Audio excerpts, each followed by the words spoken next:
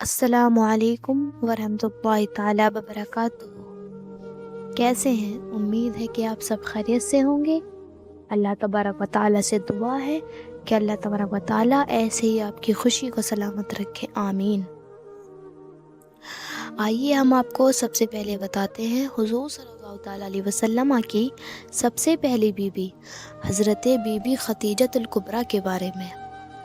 حضرت be be Khadija الکبریٰ رضی اللہ تعالیٰ عنہا مال و دولت کے ساتھ ساتھ انتہائی شریف اور عفت معاف خاتون تھی۔ اہل مکہ ان کی پاک دامنی اور پارسائی کی وجہ سے ان کو طاہرہ، پاکیزہ کہا کرتے تھے۔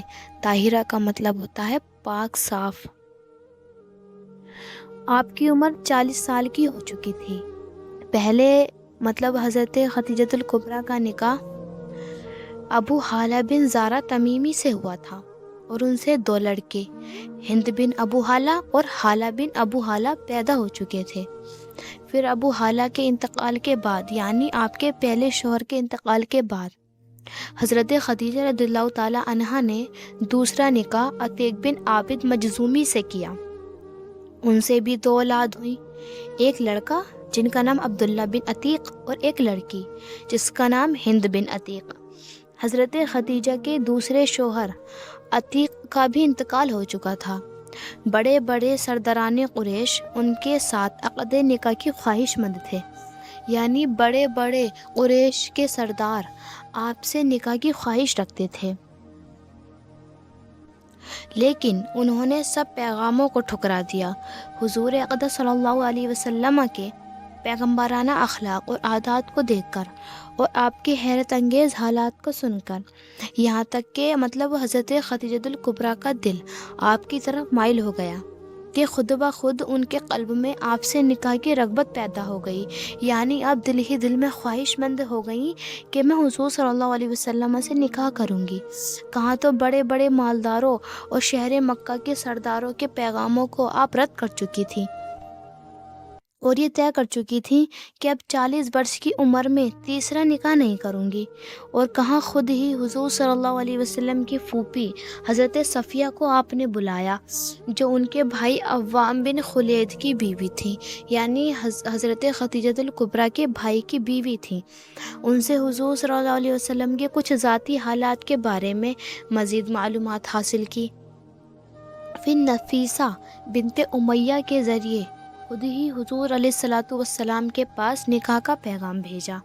مشہور امام سیرت محمد بن اسحاق نے لکھا ہے کہ اس رشتے کو پسند کرنے کی جو وجہ حضرت خدیجہ رضی اللہ تعالی عنہا نے خود حضور صلی اللہ علیہ وسلم سے بیان کی ہے، وہ خود ان کے الفاظ میں یہ ہے کہ اننی قد رغبت فیکا لحسن خلقک وصدق حدیثک، یعنی اس کا ترجمہ یہ ہے کہ میں نے آپ کے اچھے اخلاق اور آپ کی سچائی کی وجہ سے آپ کو پسند کیا۔ سبحان اللہ۔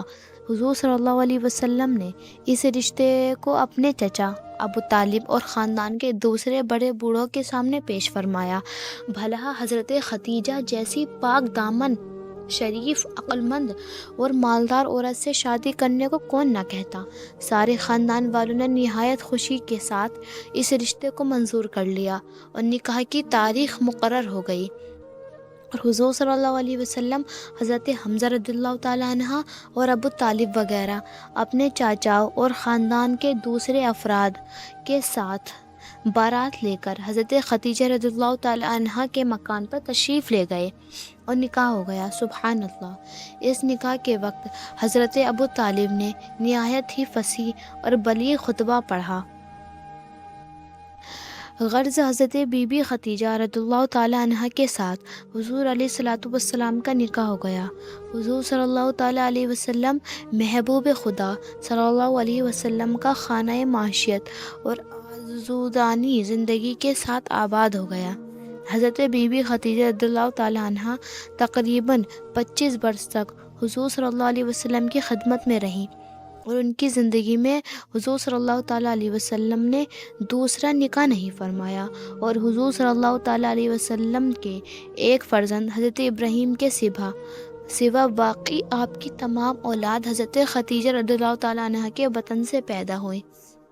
یعنی جب حضرت خدیجہ الکبریٰ حیات تھی یعنی زندہ تھی تو حضور صلی اللہ تعالیٰ علیہ وسلم نے کسی سے بھی نکاح نہیں فرمایا، اور آپ کی 11 بیویاں تھیں، لیکن آپ نے ان کی موجودگی میں کسی سے بھی نکاح نہیں کیا، اور حضور صلی اللہ تعالیٰ علیہ وسلم کی 6 اولاد ہیں، یعنی 6 اولاد پیدا ہوئی تو سب حضرت خدیجہ الکبریٰ کے بطن پاک سے پیدا ہوئیں۔ اور جب حضور صلی اللہ تعالیٰ علیہ وسلم نے حضرت خدیجہ الکبریٰ سے نکاح فرمایا تو حضور صلی اللہ تعالیٰ علیہ وسلم کی عمر 25 سال اور حضرت خدیجہ الکبریٰ کی عمر 40 سال کی تھی۔ سبحان اللہ۔